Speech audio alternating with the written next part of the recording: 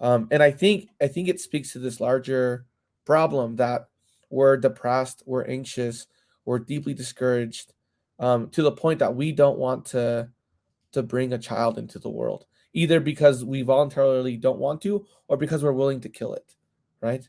Hmm. And so that to me sounds like that's A like the dark, it's big a dark, problem.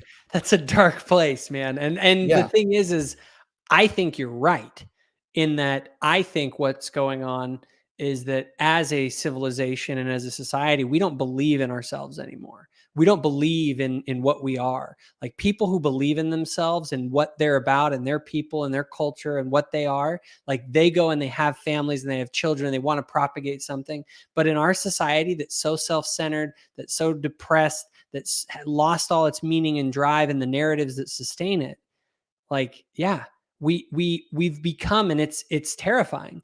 Yeah, we've become a death cult. Hey everybody, welcome to today's show. Today I am joined by Alejandro Rodriguez. Alejandro, welcome to the show. Hey, thanks for having me, man.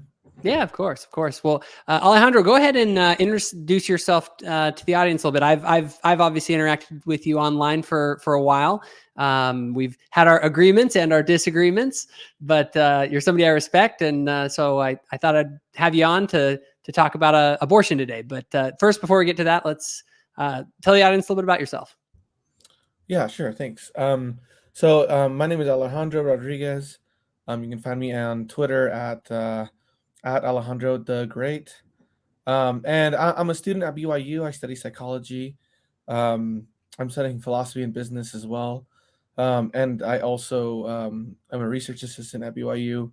We're currently studying or researching deconversion right now. So that's some really cool stuff. So, you know, I don't represent the university or anything like that. These are just my opinions. Um, but yeah, that's a little bit about who I am. I've been living here in Utah for a really long time now, and yeah, like you said, we've interacted online, ran into each other in person a few times, and yeah, I wanted to have this discussion with you. I think we'll be able to sort some things out. Yeah, I think it'll be a lot of fun. And I think one of the reasons we became friends is because we're both fans of Dr. Jordan Peterson. In fact, I think you might be a bigger fan of Dr. Peterson than myself, although I am a pretty big fan. I would say I'm a pretty big fan. I'm a Peterson simp. I'm sure certain quarters of Mormon Twitter won't appreciate that, but that's okay. They can at me. Yeah, that's fine. I'm fine with whatever anybody says. I'm a big Peterson fan, and I'm glad that you're out there promoting the things that he's saying, because I think much of what he says aligns so closely with what the gospel's about. I think so too. Yeah. So, all right, well, let's get into this. So, we were going to talk today about the subject of abortion, right? So, right now, obviously, with the Supreme Court leak and with the potential overturn of Roe v. Wade, the abortion debate is just raging out there. And obviously, there's sort of a surface level of this debate that sort of deals with the legalities of it, and that deals with, just sort of is it okay to have an abortion or not? But you've kind of mentioned that within this sort of discussion, that you think that there's deeper things going on. Could you talk a little bit more about what you feel about that? Yeah, definitely.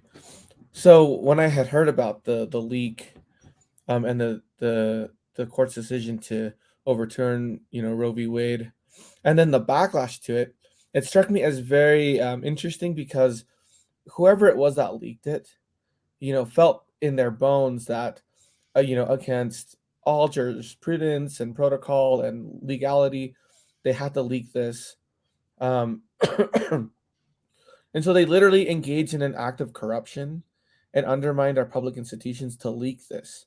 So they thought it was a big deal. So it's not just like another debate. I think it's a big deal. And then the backlash to it too. I mean, oh, of course, the the discourse surrounding abortion is always very heated. But this time, because there's always skin in the game, but some impactful skin in the game in this case, is I think evoking just a very big response. I would say a bigger response than we had before, and it's bringing up, in my opinion, certain themes that they haven't been fully articulated yet. But I think it goes deeper than just, is it legal to have an abortion? I think So there's a lot of you're other saying things kind going of down. it brings up sort of deeper, maybe philosophical and or psychological sort of things that we might consider that are driving the conversation. Yeah, I'd even say existential type things, deep, what does it mean? Literally, what does it mean to be human? Is life worth living? These are like questions that people sort of dance around, and they have an intuition about, um, how to answer those, but no one has really tackled them yet, really. Yeah, and they're definitely. I've always said that the problem with the abortion debate is that it's fundamentally a religious debate. At the very heart of the question is, what does it mean to be a human being? Like, what are we, and when do we become a human being with rights? Why do we have rights? I mean, it just hits. It's such a deep, uh, like question that has to be answered, and I think you're right. I don't think a lot of people have considered it, and I think it's important to start sorting some of that out. Yeah, well, it's a really hard question actually in the first place. So let's start there, right? Like, what does it mean to be human? What I kind of was thinking about, it's like, so right, I'm LDS. I've been a Latter Day Saints. I've been a faithful, active Latter Day Saint for like all my life. Served the mission, everything. Um, and so when answering this type of question, I think to myself, what's the gospel answer to some of these big questions? And so of course, the first person I go to, in trying to answer these types of questions is the life of the Savior. Um, and so what does his life have to say in regards to the question about, who's human, or what's a person? And it really surprises me personally that people who care about the marginalized, right, care about xenophobia, that it's, that otherizing people is a sin, right? And they'll hold up Christ as an example, like, Christ extended his hand to the marginalized. He in the gospels, he appears to women, talks to women, he talks to Samaritans, people who were sort of like, outcast, marginalized. Well, his example and his gospel of love and forgiveness, agape, in my opinion, that, like, he extends personhood to all those people in the Roman Empire who did not have personhood. Mm-hmm. and Yeah, and because I in the Roman world, personhood as a not everyone was an equal human being with equal dignity and rights at all. And in fact, not in the Roman world, essentially in all of human history forever, human beings have seen other human beings as less than human and have acted accordingly. Whereas right. Jesus obviously brought this universal message of personhood. And you're saying that he did it through, and you're talking about agape. So for those that maybe, I think a lot of people may have heard of that term, but clarify what you mean by agape. Okay, yeah. So, Jesus's gospel is about love. In English, we have basically just one word for love, and that's love. In Greek, however, there are three words for love. There's philia, that means brotherly love. There's eros, that means like romantic, consummatory love, like sexual love, and romantic love. And then you have agape, and that's like the kind of love that Christ embodies, is like that unconditional love, like the kind of like a almost like a parental love, but Maybe like a well, genuine desire for the good of another person. yeah, it's like this unconditional, I would say unconditional, doesn't require, what's the word, that it be reciprocated, it's this, you know unconditional type of love. And so when you read, like, that famous verse in Corinthians, love is, et cetera, et cetera, it's not talking about romantic love or like brotherly love or friendship type love. It's talking about this like unconditional, godly love. And that's the kind of love that I think, well, in my opinion, just from Christ's example, that's the love that extends personhood to other people. So you're saying, so that's an interesting concept. So what you're saying is that personhood is actually is are you saying that it actually is created by love, that his love of you is what grants you your personhood? Yeah, I would argue that, and this is why it sounds like, kind of like a radical concept, but one of the things that I found in the abortion debate is you say, well, what constitutes a human? So you say, okay, well, does a human has the ability to reason, it feels pain, it can, it has a sense of agency, it can, make influential choices in the world and things like that. And that's like a good starter, but there are types of humans out there that don't meet that criteria, Yeah. right? People who might be in a vegetable state, people who have some type of severe disability, or who've had limbs removed, or they've had brain injuries, or whatever the case is, right?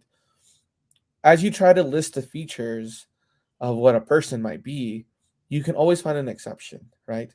And so the And people who are historically, and even not so far back in history, people have advocated for, well, if you're not all there mentally, then you're not fully human, and therefore you can be exterminated. So right, this may to us sound like in our world that this is a, well, of course you're human. Just because you have mental disabilities doesn't mean you're not a human being. right, exactly. But that's not a human universal. That is a very Christian idea. Yeah, well, and I think, and like I said, I think it's ultimately the Christ-like love that we have for one another is what extends personhood to other people. And I know it sounds a bit subjective, but I would say the objective, kind of feature list doesn't cover it. And so then you have to ask yourself, why do women weep if they miscarry? If Yeah. it's not a person, and if they Yeah. don't love them, right? They wouldn't. But because they do love them, there's a deep sense of loss. There's a deep sense of women feel wounded. Yeah. And it's because of that love. That love is what makes that that person a person, And that now here's what I would question, because some in the abortion debate will say this, that if the mother does not want the child, that, I've actually had this where people have said essentially that if the mother wants the child, then it's like it's a person, but if they don't, well, then you can just terminate it, because at that point it's not wanted by anyone, and therefore the life doesn't have kind of intrinsic value. So now I'm not, I would imagine that's not what you're saying, but, or is it? Like, what would you say to someone who would say something like that? I mean, yeah, that's a good question, and that's a legit objection, right? I would say, you know, um, you can say, yeah, that seems to be how that concept sort of plays out, kind of practically, right? If I don't love this thing, then it's just a clump of cells, and I can discard it. But someone will love it, right? If you put a baby up for adoption, a lot of people would love to adopt it, right? We have a lot of regulations and things like that to ensure that adoptees are responsible people, et cetera, et cetera. But someone in their heart of hearts is going to love that child, Could you and also raise say that them. God loves that child? Oh yeah, totally, 100%. Yeah, of course, right? For me, that's a square one, right? But not everyone comes from that background. So I'm trying to see if I can make another argument that not necessarily like jumps to that conclusion, but even right. Let's say you remove God from the picture. You can't Mhm. really, right? But for a moment, let's assume you can. You know, if you just take the agape example, right? It's like you would have to invalidate all these women, who are brokenhearted because they have miscarried, or who can't have children. Uh, It's like I you have to invalidate their perspectives. and and again, to some extent, I would say, all right, well, if God's out of the picture, then it's sort of like human beings don't have value. Like Right. that's just a made up construct. Like no one has value. They only have value insofar as they uh, are valuable to me. because the only Yeah. value that I even recognize is that which is my own value system from my perspective. So if I don't value the child, then the child has no value to me. But if it has value to other people, it's like, I don't care. So what? Right. Yeah. I mean, yeah, I get where you're coming from. I think that's a powerful argument that you're making. I think also too, to give credit to the other side, I think they can also make a really powerful argument as well and say, well, at the end of the day, let's say God doesn't exist, right? Mm-hmm. But at the end of the day, I still suffer. And so whatever alleviates my suffering, I'm valuing that. And so you can sort of try to build an ethic like, but it's Yeah, really no, hard. I can It's see really how hard. they're saying that. Now my counter to that sort of an argument for the value of human life being relative to the fact that I suffer when another life suffers is essentially that that makes another human being a means to your ends, right? Right. They only matter to the degree that they affect your, you know, 80 Right. years that you're here on earth. You know what I mean? And Yeah. to me, that's abhorrent. That's saying like, well, yeah, a person, another human being is not an ends in and of themselves. They Mhm. are a means to my ends. And so I've always Mhm. found, again, uh, these, I'm pretty harsh when it comes to the sort of atheistic perspective because Mhm. it's a perspective that I actually have explored. And when I explore it, I don't think it brings anything to the table in the abortion debate, in the eugenics debate, I mean, you reduce it down to the Nietzschean will to power, and it, the world becomes a really dark and ugly place. And, maybe that's the way it is, you know, let's, maybe they're right, but none of us act that way. Like you're saying, you're sad when that quote unquote clump of cells stops its development and someone miscarries. And so, I this is a little bit of a side tangent, but I just don't see people acting like they're atheists.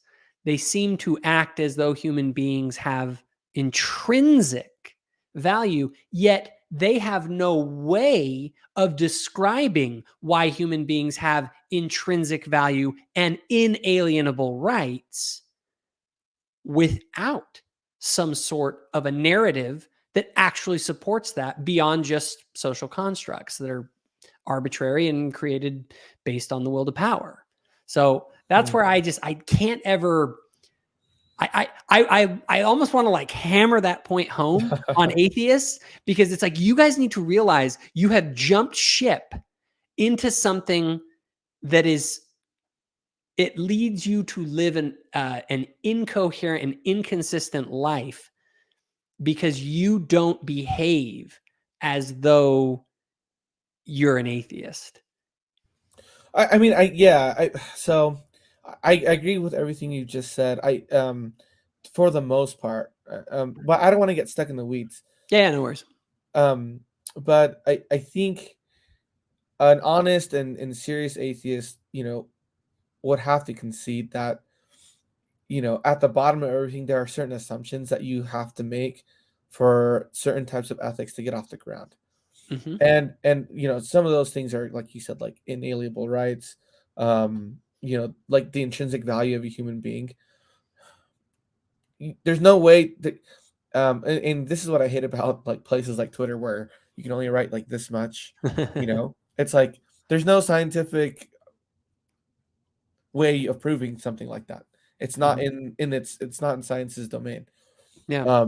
And so, you know, the best an atheist can do is to rely on some type of axiom and then a philosophy.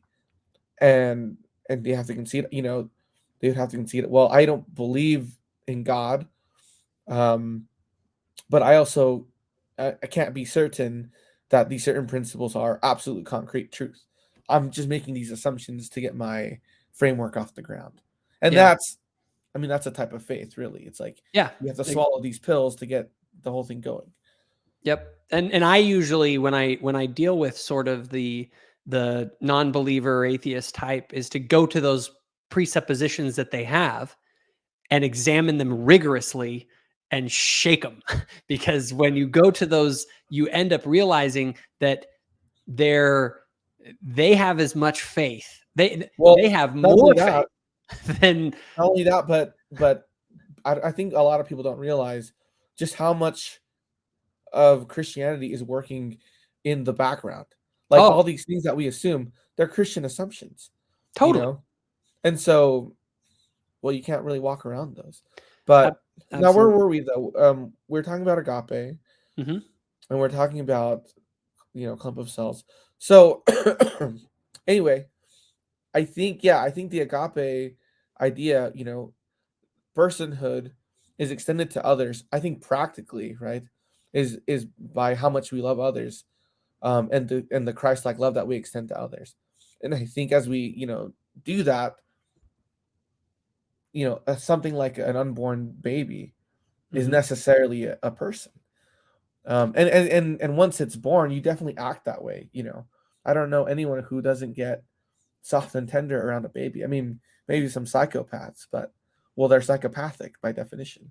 Yeah. So And I'm wondering with this personhood, is it that they gain personhood through agape, or is it because they are a person, they are entitled to our love, our agape? Are we putting the cart before the horse here? so I'm not sure. That's a good question. I think, from like from at the level of perception, right? How you perceive the world.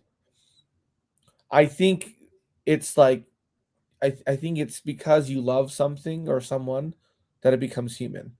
So I'll give you a good example. I'll give you two good examples. Well, okay, maybe one. So people love dogs. Like we love dogs. Like Hmm. people will treat dogs like their children. I never grew up with dogs because I lived in like apartments. They wouldn't allow them. But my wife did, and so man, we treat our dogs like we spoil them. They have their little beds. We give them food. We give them love. And Hmm. if someone were to walk into my house and shoot my dog, I would be like heartbroken and livid. A Hmm. dog is like literally not a human, like scientifically speaking. But Yeah. but I love it, and I treat it like just as well as a human. Hmm. Now, and I would even say like, for you to act cruelly towards my dog is pretty bad, you Yeah. know? Yeah. And so I think in that case, like at the level of perception, you love your dog, and so you extend to a degree, like a type of personhood. Now, Yeah. I'm not saying this is an objective type of argument. It's not. It's subjective because we're talking about love here. But I think it does cover the bases. Like, and then here's another example. I don't know. If, I don't know if it answers your question. Are we putting the cart before the horse? But I think it illustrates kind of what I mean. Let's say you take a dead person. They're 80 years old. They've died naturally. Well, we don't desecrate their bodies, Yeah. but they're dead. They're not alive. They're not life. They're Hmm. literally dead. But because we have loved that person for those decades, and because of how they're interconnected with us, we still respect their bodies after they have passed away. It's interesting. I feel like there's a part of this that I struggle with, but there's another part of that I totally see what you're saying, because there's no doubt that there's a connection between what we consider to be a living thing, like you're saying, a type of personhood that we grant even to animals, but that we don't grant to like this desk. You know what I mean? Right. There is a thing about it that we can love it in a way that you can't love other things. And that is connected somehow with this sort of idea of personhood. So I can see what you're saying there from sort of that perceptual level. Now, I'm going to go into something here with some of the really tough questions that I Sure. think come up in this debate. So here's an issue that um, it's funny. I tell everybody I'm about as pro life as you can get, but it's funny. because I also am willing to offer a serious critique to the pro-lifers who are conception is when life begins, and any termination of a pregnancy at any point, including the moment after conception, is murder. And they use that word, murder. And my thing is, I say to them, and I look at those people square in the eye and be like, you don't really believe that. And I know you don't really believe that, because you don't want to lock up and put in prison for the rest of her life the mother who took, who aborted, who took a morning after pill or something, and terminated that baby. Like, do you really want to lock her in prison? However, if she were to kill her baby after it came out of the womb, you would expect her to go to prison for the rest of her life. So something is wrong here. If you are not advocating for, and there are some people that do advocate for this, by the way, and I actually applaud them for at least being consistent. If you are not advocating for women who murder their baby, if it's murder, meaning take the morning after pill or something, and they intentionally killed a human being, if you do not treat them the same as someone who shot a 5-year-old in the head, well, then you're being inconsistent. And you don't really believe that it's murder in that same way. There's something else going on here. We all intuitively inside know that there's something different about this. And that's not even going into the church, which within the church, they specifically say that abortion is not necessarily murder, and that they don't have the same church discipline for murderers that they do for someone who had an abortion. And so if you're a Latter-day Saint, you can't make the case that life begins at conception, which is not something our church teaches. And we do not teach either that abortion is murder. Now, that's something that there's part of me that's always wanted to be like, it's really nice if you're a Catholic where it's just sort of like right from conception. But the problem is then you have to deal with the fact that, all right, then start prosecuting mothers. Right. Yeah, that's a tough one. So I see you're pointing out like there's like at a propositional level, right? The words that come out of your mouth, you're saying, well, if this, if the unborn baby inside me is a person, killing it therefore is murder, right? That makes logical sense. But then at a behavioral level, right? Well, right, you don't act like it. So something's not aligned. Now, I've heard different arguments, right? If you want to draw on the LDS tradition, right? There's a now I'm walking on thin ice, so you can correct me, and that's okay. No, you're fine. There's a part in the Book of Mormon, right, where Jesus appears to was it Nephi? He's saying, tomorrow I come into the world, right? Mm-hmm. Well, if Jesus' spirit is there, where is it in Mary's stomach, right? It's like it's in two places at once. So you can make the argument and say, like, we're not sure exactly when it starts, but it's not obvious that it's like permanently glued together throughout the whole time, right? And I think the church can use that to say, abortion in certain cases can be justified. And I think the church would be consistent in doing that. Yeah, I've come up with I have my take on it. So this is just me. It's not official church doctrine, but the church deals with an interesting predicament because the church allows for abortion in cases of rape. Now, it doesn't say like that's the automatic default, and like I don't want anyone thinking that. Our church says very much that abortion is a last resort, and you better, and only in these limited cases, life of the mother, rape. But the fact that rape is permitted is something that like Catholics don't do that, and other people don't do that, and a lot of Christians are like, "What do you mean?" Like, and there's a legitimate question here: why are you killing the baby because they were conceived in rape? Like, is this not a baby? The only way you get around that is to say that up to a certain point, that's not a full human being. That's the only way that I can see that you can do that. Now, here's how I distinguish it. It's not a binary, you're a human being or you're something of no worth. There's my crazy model. I believe that what you have at the moment of conception is a body, a sacred human body. But for one reason or another, I can't fully articulate it, that human body is not fully endowed with its spirit in some way, shape, or form. There's some, they are not, so it should be viewed more as a body in development rather than as a person. But, well, if it's a body, then let's just, you can get rid of it, right? Wrong. The sacredness of the human body is part of our theology.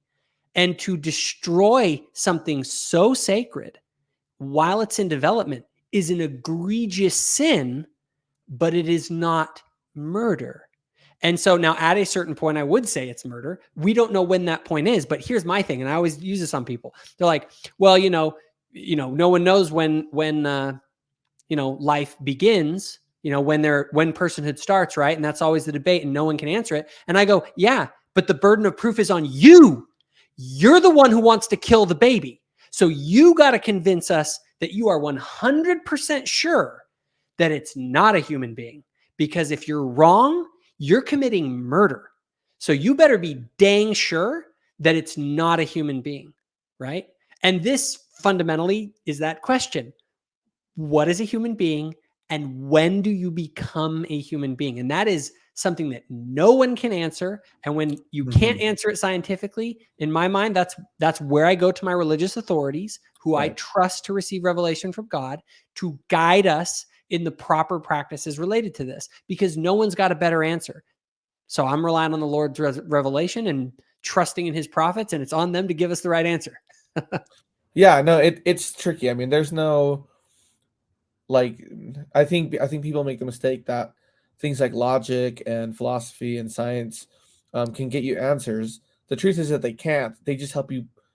They just help prevent you from thinking very sloppily. And so I think that's why these discussions are important. I think, like I said, I think the church would be consistent in saying, because of the Book of Mormon and the Bible and our theology about the body and about agency and about the premortal life, I think you can make the case that the church is consistent in saying, that abortion in cases of rape or incest can be justified, right? You can disagree with that, and there's a strong case to be made, but I think the church is being consistent with its own, like, doctrine when it goes down that route. So, okay, so here's the part about the abortion debate that has really intrigued me personally. Is I will hear people say things, and this kind of got me down a rabbit hole. So people have said, you know, people want to talk about whether or not it's a life or a human, or whether or not abortion is wrong, but people aren't talking about the baby after it's born, and people aren't trying to set up a society such that abortion is no longer necessary. And that to me speaks to a bigger issue, because I want to Oh, take these so people so real quick, seriously. just to make sure I Yeah. understand what you're saying.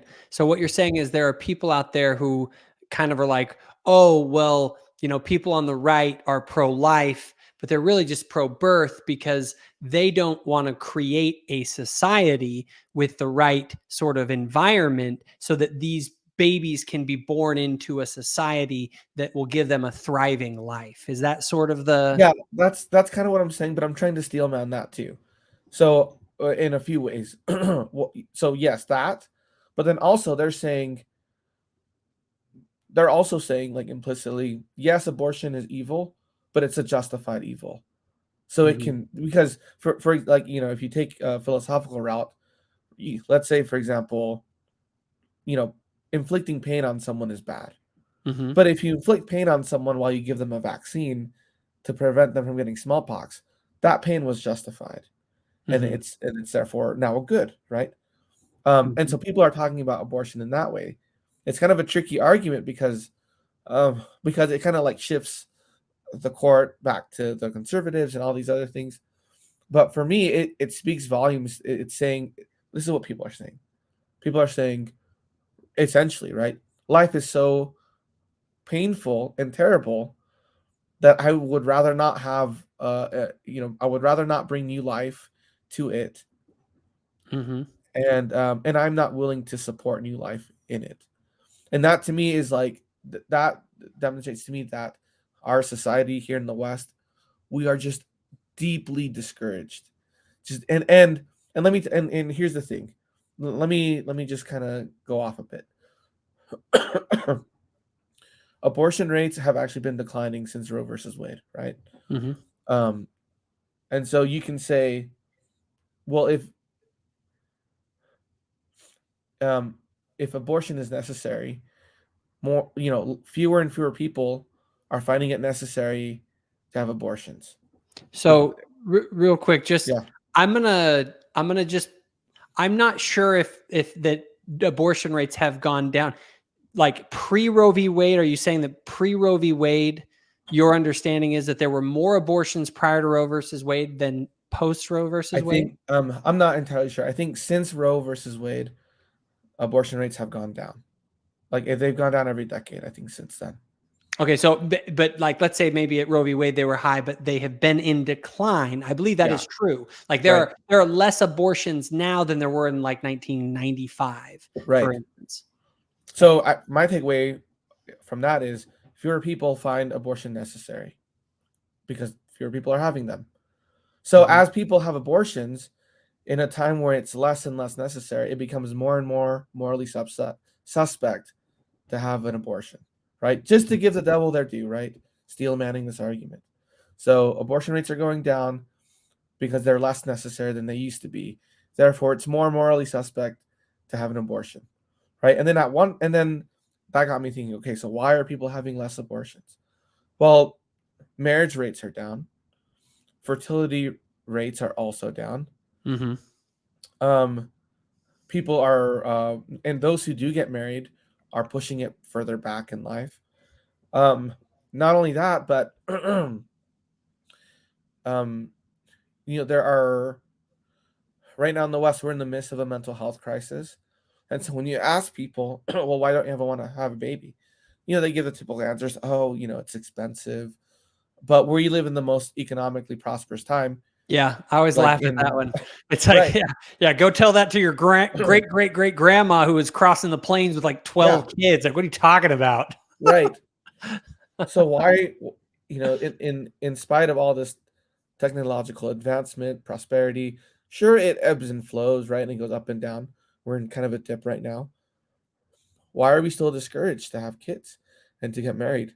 Even to the point that that might be affecting why abortion rates are declining. And I think it speaks to this larger problem that we're depressed, we're anxious, we're deeply discouraged, to the point that we don't want to bring a child into the world, either because we voluntarily don't want to, or because we're willing to kill it, right? Mm-hmm. And so that to me sounds like that's like the big problem. That's a dark place, man. And the Yeah, thing is I think you're right in that I think what's going on is that as a civilization and as a society, we don't believe in ourselves anymore. We don't believe in what we are. Like people who believe in themselves and what they're about and their people and their culture and what they are, like they go and they have families and they have children and they want to propagate something.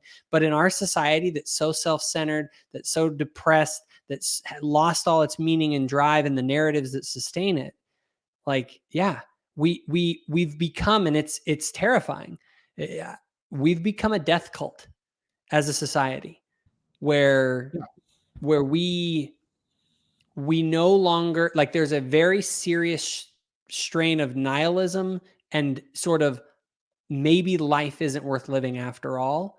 And so I will enjoy what I have because I'm already here, but I'm not gonna like I'm not propagating this project because I'm not a big believer in it. right. Yeah, and yeah, and that to me is like very troubling, because from my point of view, it's like, as a psychology major, someone who's studying psychology, one of the things that really interests me is meaning in life, um, And listening to people like Jordan Peterson, it's like what motivated um what motivated the pioneers to you know push through persecution, crossing the plains in the winter, picking up and starting a new society, and having kids, right? It seems like all odds were against them, and they were poor, right? Mm-hmm. They don't have any of the comforts. Like the church now is this huge enterprise. We have, right, $100 billion in the bank. Mm-hmm. Um, we should be celebrating, right? Like we are Yeah, prosperous. we've arrived. Well, Right. in some ways, at least in materially, for sure. Yeah, but I think, excuse me, I think from a psychological perspective, talking about terms of meaning, it's meaning in life that helps you overcome like the suffering in life, and that's something that Viktor Frankl talks about. That's something that Jordan Peterson talks about, and I think ultimately that those are things that you see in the Book of Mormon, right? The narratives of people like Nephi and Moroni um, and even people like Alma. Like Alma's a great example, because he's an outcast and he migrated, and it was the meaning of the gospel that was infused into his life that that helped him overcome all those things. Mm-hmm. And it's like what's missing when we talk about the gospel in the 21st century. I Mm-hmm. think so. I've heard you talk on Quaku's podcast and other spaces about people's lack of faith, and I like kind of what you're saying, right? You have to kind of go back to the fundamentals, right? Like, does God exist in the first place? And I think that's a good place to start. But I think where most apologists don't finish is at the end of the day, why is this whole thing meaningful? Is it meaningful? Can it make our life meaningful? And if Mm-hmm. it can, then we can overcome suffering, and So, we can confront the challenges in life. I'm curious how what you would say about this is because people talk about meaning and is it meaningful? What do you mean when you talk about is something meaningful? I have my own sort of thoughts on what that term means, as it were. But what does it mean for something to be meaningful versus not meaningful? Because if I want to find out is my life meaningful, it's like what am I even asking? Right, that's a great question. And it has a few answers. So I'll start simple and then get more complicated. So one way people talk about meaning in life is they think about it. I'm going to use a metaphor. It's kind of like a sentence, right? You have bits of like words. You can string them in a certain way, and if you do it in the right way, the sentence has meaning, Yeah. right? If they're out of order, it's incoherent, right? Now, the way that we make meaning in our lives is there's a type of grammar, but it's not like vocabulary. It's more like drama. It's a narrative. Our life has a narrative, and so that's why political parties they love to draw narratives, because they Mm-hmm. make sense of the facts, and the role that you're playing in that narrative has meaning. Like it makes sense how you fit into the story. So Mm-hmm. that's one way we make meaning. The other way is like how things are interconnected, right? So, for example, one of my favorite places in Provo is Valor, the music Mm-hmm. gallery. I love Valor because the Killers played there, Imagine Dragons played there, Neon Trees played there, Joshua James, all these great artists that are now signed stage acts, national stage artists. They've all played there, and so that place has this interconnectedness, and that has meaning. So it's like a good example that Jordan Peterson uses is if a child knocks over a vase, the mom is upset, right? And you Mm-hmm. can say, well, why is she upset? It's just a bunch of glass made out of silicon and glass and whatever. But because it has some type of value associated with it, and we're interconnected, it has meaning. Okay. Mm-hmm. So you're saying in the relationships between different things Right. is Things where have meaning. things become meaningful, right? A sentence Yeah. that's just jumbled doesn't have Hmm. any meaning, but a sentence that is ordered in a particular way then becomes meaningful. Is that sort Right. of so? Let me build off that idea. because it's a similar paradigm, but it's a little Okay. different. Sure. And mine, at least, and I could be wrong on this is my kind of, as I've thought about that question, what do I mean when I'm talking about meaning? Is meaning is something's relationship to an end or goal, right? So if it's the old Cheshire Cat in Alice in Wonderland, right? If she comes to the fork in the road, the Cheshire Cat appears. He says, "Well," and she goes, "Well, which way should I go?" Well, he depends. Well, that depends where you want to end up. In other words, it doesn't matter what direction you go. Something gains meaning in relationship to the end that it's trying to achieve, even in a sentence. A sentence has a purpose. It is trying to communicate something. And if the words are not ordered properly, the relationship isn't there to achieve the ended purpose. It's just meaningless gibberish, as we would say. So as Right. I view that sort of concept of meaning, I look at it as, because this is what people want to know. Do you have a purpose? It's sort of the idea of teleology. Is there Right. telos in the universe? Like, are we traveling towards something, or do my actions, I go left, I go right, I'm going to die eventually, we're all going to die eventually, the sun's going to burn out, this is all memory of this is going to be wiped away. It's as if it never happened in the first place. And that leads you to where, well, then if everything has the same end result in the cosmic scheme of things, then what you do doesn't matter because it's not connected to any bigger end, any future state, right? Okay. Yeah. No, I'm glad you brought that up. So, the ancient Greeks, right? The way that they used to think about time is they used to think about it in cycles, right? Mm-hmm. And even in Plato's philosophy, right? Like if you're evil, you just reincarnate and you start over. Mm-hmm. And so you're in this cycle, it's endless. And even in places like Buddhism and Hinduism, right? Like your goal is to reach nirvana, right? Cessation. Mm-hmm. Um, because that ends the cycle. Now, Yeah. what the ancient Hebrews did is they said, no, no, no, no. Time isn't cyclical.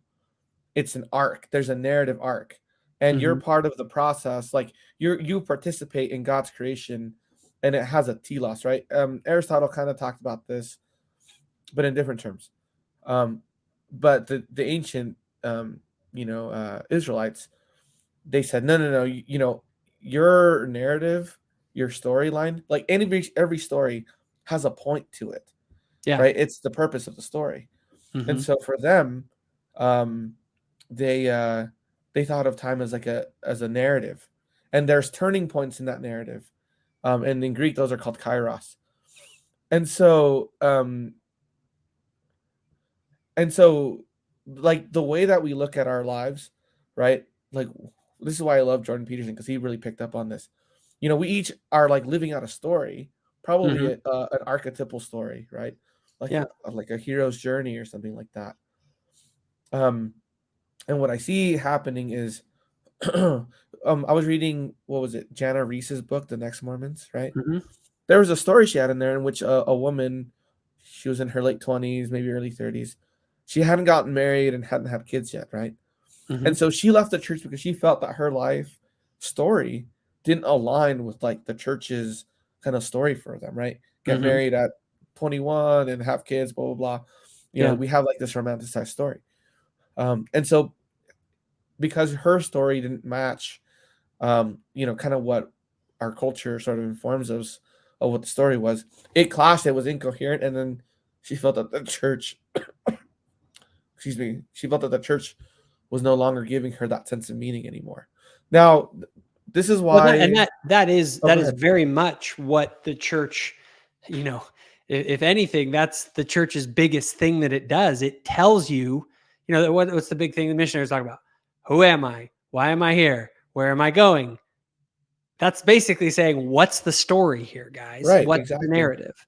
And that's what it's meant to grant you so that you can orient yourself in the universe. Right, and here's the thing too: is stories have a moral point. They have an ethic. And here's the thing about people, right? Atheists, let's say, scientific mindedly people. It's like, What's the point of the truth? Well, it has a purpose. The purpose of it is to solve some type of problem, right? Otherwise, if the truth didn't solve problems, we wouldn't value it, right? If it didn't alleviate some type of suffering, it wouldn't be worth pursuing, right? And so even when people do science, right? When it comes to things like hypothesis generation and determining what do we study next, what do we research next, our cultural stories and values inform us of that. Yeah. And so like science is almost kind of like resting on top of the story. It's trying to Yeah, figure out, absolutely. I mean, yeah. it is a tool, but a tool to what end? If a tool doesn't have an end, then it becomes a meaningless thing. And now people will say to alleviate suffering. And what's funny is in my understanding of philosophy and studying some of these issues is that the ultimate end of every action is always the same thing. This is a little bit of my one of the biggest sort of revelations that I had was the realization that every single thing that I do ultimately has the same purpose to get myself as far from suffering as I can. Now, here's where some people are like, well, wait a minute. Sometimes you do things that cause suffering, and you'll be willing to suffer. You're right. But it's always that we call that sacrifice. But a sacrifice is only a sacrifice if it pays off in greater well-being down the road, right? If I get farther from suffering by going, it's kind of like the vaccine example. Am I willing to go through some suffering now to have less suffering in the future? And that's what life is. But my point here is that at least within the church's narrative, what are we ultimately striving for? Exaltation. What is exaltation? But the farthest possible point you can get to away from suffering. But you have to pass through suffering and make sacrifices in order to get to the highest level of being and and uh, and truly escape suffering. And that's a powerful narrative, man. I mean, that. So yeah. No, I agree with you. And I think it's hard to sift through some of this because if you look at the example of Jesus Christ again, right? Mm-hmm. Jesus Christ, he did the atonement. He died on the cross, right? He went to hell and then he was resurrected. There's no guarantee, as far as I can tell, then that if you're a good person, you're not going to suffer, right? Like you Oh will yeah. probably suffer maximally if you're a good person. Mm-hmm. I think is probably what that story is telling us. Um, but um, again, to address sort of like the discouragement, like people are saying, right? Let's kill unborn children because that will bring us greater alleviation of suffering, right? Yeah, I don't have To to. But to some extent, they're right. a Okay, certain extent, to a certain I extent. because and this is what I mean by this. Okay, if I only have 80 years on Earth, this is why this whole ends thing matters so much to me because I'm not living for 80 years. I mean, it's a big difference when you say you're going to live forever or you're going to live for 80 years and then you're going to die. And you might be like 60 years old. It's like you got maybe 20 left. Like, are you going to spend that on things that don't maximize your happiness within that 20-year period? Right? But we don't live that way.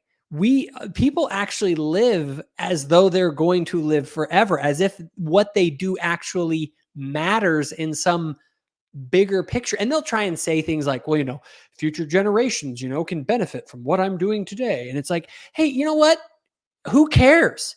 The sun's going to burn out eventually. Like, it doesn't really matter. It maybe matters a little bit to the next person down the line, but they're going to be gone too. So, like, it just, I don't know. It Well, always ends in so this nihilism for me. yeah, so here's the thing about problem solving, right? So there's two types of problems, right? There's well-defined problems and ill-defined problems. So if you take the problem of meaning in life and you put like a frame around it that makes everything within that frame meaningless, that's a bad way of formulating the problem. Mm-hmm. And so you can just say why that's just meaningless. That's not even relevant, right? Mm-hmm. You're still suffering today. Let's narrow this down, right? And um and so here's a really good example. I think us Latter Day Saints can really appreciate. Um, Dostoevsky, right? He wrote the Brother Karamazov, right? And in that story, Alyosha, he's the Christian in that story, and he's the faithful one. Ah, man, the brother, I really can't remember his name. Do you remember his name? I I want to can't. say Marvin, but I know that's totally wrong. Um. Anyways, Alyosha's talking to his brother, right? And his brother, he's the atheist, and he's drilling him, and he says, "You know what? I've heard the story about Christ and how at the end of the day he's gonna wipe away all the tears and he's gonna alleviate suffering and we'll all be exalted and everything. But why does that have to come at the cost of children suffering? You know, children being abused, tortured, mothers and women being beaten, and he lists off all the terrible things you can imagine, right? Hmm. And he says, no one in their right mind would even consent to this plan in the first place. That's how flawed it is. And that and in the world of literature and philosophy, that's like one of the most devastating critiques for the problem of evil, right? Given by Dostoevsky.